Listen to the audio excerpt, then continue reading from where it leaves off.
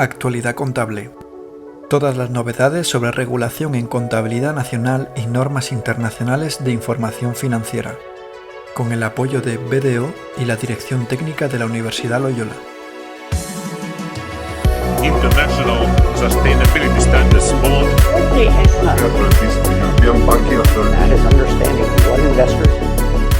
Presenta Horacio Molina. Buenos días. Voy a comenzar la grabación de las noticias del mes de marzo de 2023 que afectan a los principales órganos de la Fundación de Normas Internacionales de Información Financiera. El esquema que voy a seguir se divide en 4 bloques. En un primer bloque voy a comentar las noticias referentes al IASB. En concreto, he agrupado los proyectos que se han analizado en 3 bloques. Por un lado, la revisión posterior a la implementación de la NIF 15, que es la norma sobre ingresos.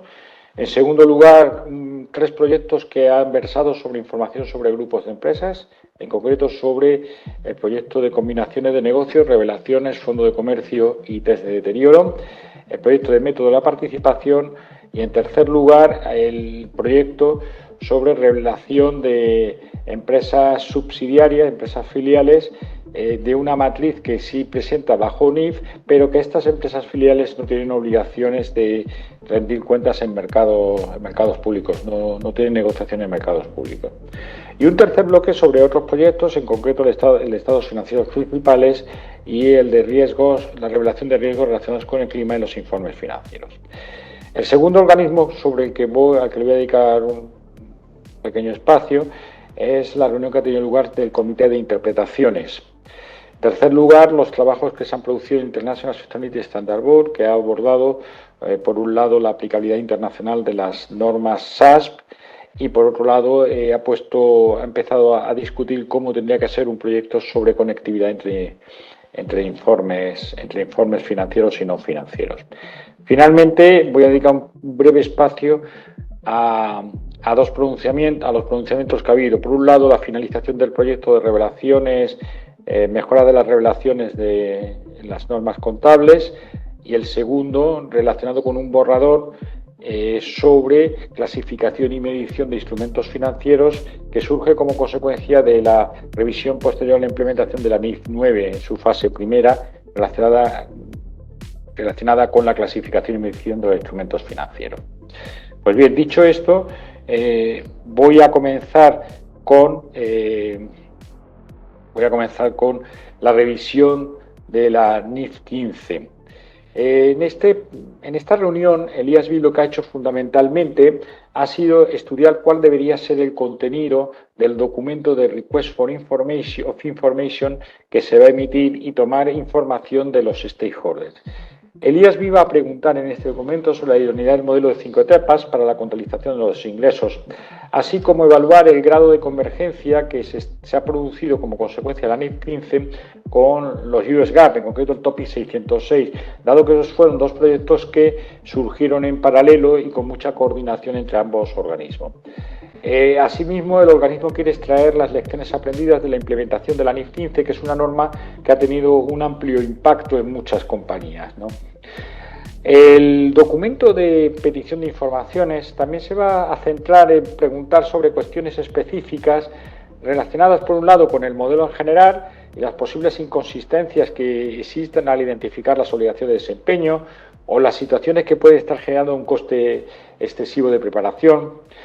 Un segundo apartado de las cuestiones principales del modelo pues es analizar la determinación del precio, especialmente cuando hay incentivos.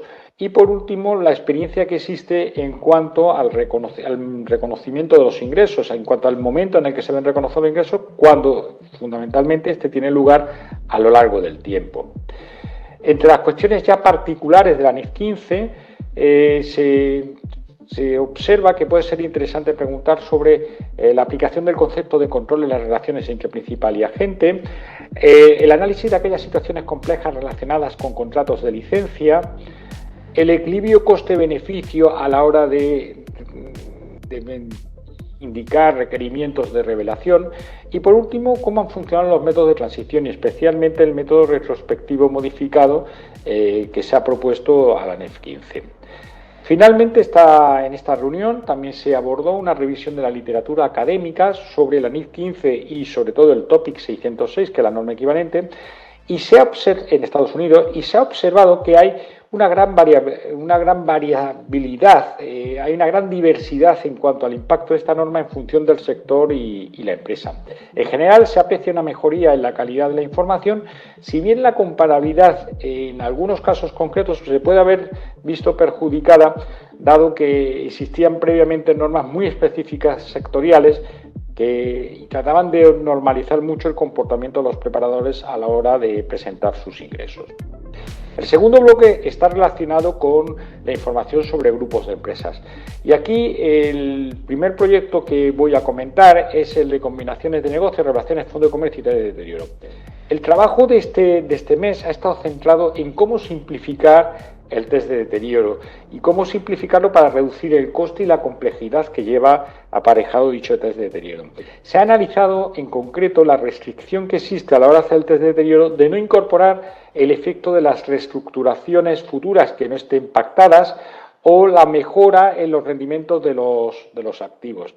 Pues bien, esto es un tema complejo porque también hay que tener en cuenta que el test de deterioro nos exige que consideremos los activos en sus circunstancias actuales.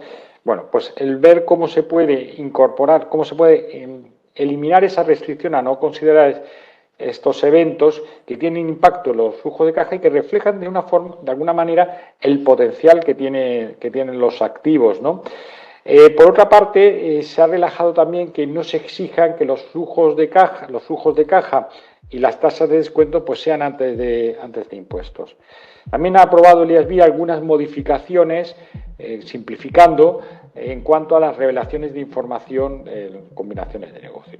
En cuanto al proyecto sobre método de la participación, el IASB ha decidido que cuando un inversor adquiere una participación adicional en una empresa asociada, mientras conserva todavía su influencia significativa, indica que reconozca cualquier diferencia entre el coste y el valor razonable de los activos netos de esa participación adicional como un concepto de fondo de comercio o ganancia o compra a bajo coste o compra como ganga, ¿no?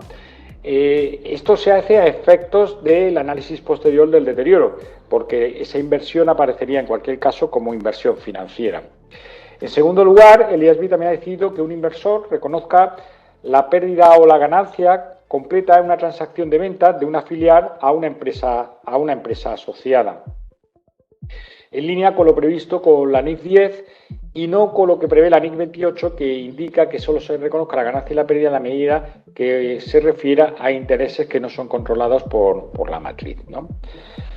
El tercer bloque de temas que ha tratado el IASB es misceláneo, son proyectos como el proyecto de estados financieros principales, y en lo que se ha analizado en la reunión ha sido la revelación de los gastos por naturaleza en las notas cuando la compañía ha optado por utilizar la presentación en la cuenta de resultados de los gastos por funciones, ¿no?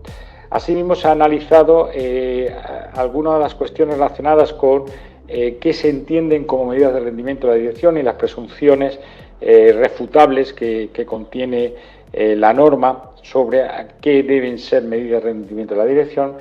Y por último, la clasificación en distintas categorías de la cuenta de resultados, los ingresos y gastos como consecuencia del efectivo en función del tipo de actividad que realice la compañía, ¿no?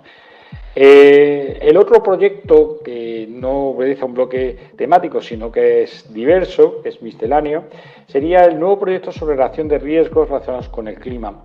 En él, la finalidad es evaluar cómo los estados financieros podrían revelar mejor los efectos relacionados con el clima. Los objetivos es investigar las causas que provocan las preocupaciones que tienen los stakeholders sobre este aspecto, analizar si el material educativo que está publicado resulta útil y si la próxima norma 2 del ISSB pues revela los riesgos relacionados con el clima de forma suficiente, y por último, qué acciones normativas serían necesarias para mejorar esta información que se revela sobre los riesgos climáticos. El segundo organismo sobre el que vamos a comentar brevemente es la reunión que tuvo lugar sobre la reunión del Comité de Interpretaciones. En él se han analizado varios temas, algunos de ellos nuevos, como pueden ser las garantías sobre un contrato de derivados, si deben regirse por la norma de garantías financieras o por los derivados, como un derivado, las primas de seguro a cobrar de un intermediario, si deben regirse por la NIF 17 o deben regirse como una cuenta a cobrar en la NIF 9, las viviendas y préstamos hipotecarios concedidos a los empleados. En este caso, el IASB ha considerado que la problemática es muy marginal y no va a generar dificultades, por lo tanto no va a abordarlo. Asimismo, ha analizado el feedback recibido en su consulta sobre los derechos de sustitución a la hora de identificar si un activo está arrendado, un activo arrendado es un activo identificado, y ya ha llegado a una decisión que ha elevado al IASB para que éste indique si tiene alguna objeción y publicar próximamente la decisión de agenda. También se han analizado la contabilización de las condonaciones de renta a los arrendatarios y la revelación de la diferencia entre el valor razonable y el precio de la transacción que aparece en la NIF 7, dado que en la NIF 7 hay dos pasajes que parecen contradictorios. Va a analizar esta inconsistencia. Finalmente, se le ha pedido a los miembros del Comité de Interpretaciones que opinen sobre cómo mejorar, cómo simplificar y reducir el coste del test de deterioro de la NIC 36. Se le ha presentado un proyecto, se le ha hecho una presentación sobre las principales cuestiones, ¿no? El tercer organismo que se ha reunido en el mes de marzo ha sido el International Sustainability Standard Board, y este ha analizado fundamentalmente la aplicabilidad internacional de las SASB, de las normas de sostenibilidad emitidas por el Value Reporting Foundation y que ha absorbido el ISSB. Bueno, pues ver en qué medida estas normas sería preciso modificarlas en su wording, en su forma de redactarse, para que fuesen aplicables en un contexto internacional. Y el segundo tema que se ha abordado pues ha sido estudiar cómo tendría que ser un proyecto sobre conectividad entre informes financieros, que fue uno de los que se sugirió en diciembre del 22. Bien, finalmente, en el mes de marzo, pues se ha aprobado, ya se ha finalizado el proyecto de mejorar los requisitos de revelación de las NIF, y se ha elaborado una guía orientativa para elaborar requerimientos de revelación. Y además de esta guía orientativa, pues se ha preparado un dossier donde aparece el feedback recibido y un resumen de las principales conclusiones sobre este aspecto. El IASB ha publicado también un borrador que aborda las modificaciones en cuanto a la clasificación y medición de los instrumentos financieros. Especialmente el problema surge porque hay instrumentos financieros que incorporan cláusulas vinculadas al cumplimiento de criterios ESG, Environmental, Social and Governance. Bueno, pues ver si los flujos que se generan seguirían siendo SPPI, solo pago de principal intereses, o no, ¿no? Y así también se analiza en este proyecto cómo se deben tratar las cancelaciones de pasivo a través de medios de pago electrónico. Pues muy bien, esto es todo y les agradezco mucho su atención. Muchas gracias. Pueden ampliar esta información dentro del documento que está en el newsletter La Actualidad Contable. Actualidad Contable, con el apoyo de BDO y la Dirección Técnica de la Universidad Loyola.